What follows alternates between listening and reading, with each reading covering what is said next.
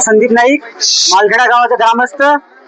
आज जे काही समजा परिस्थिती निर्माण झालेली आहे याला जबाबदार आहे या ठिकाणचे जे काही सरपंच, ग्रामसेवक आणि प्रशासन विभाग। जी काही आपण बघताय की किती विदारक परिस्थिती निर्माण झालेली आहे। सगळे युवक या ठिकाणी आलेले आहे आणि काहीतरी वेगळं झालं पाहिजे गावामध्ये या हेतूने या ठिकाणी आलेले आहे।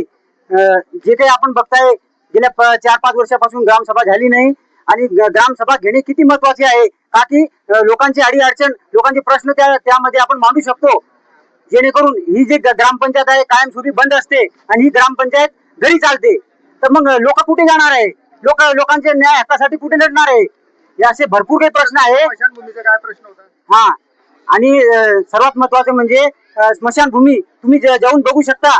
स्मशानभूमीची काय कंडिशन झालेली आहे की त्या ठिकाणी म्हणजे पूर्ण जे काही आहे लावलेले आहे समजा स्टँड वगैरे ते पूर्ण तुटलेल्या अवस्थेत आहे।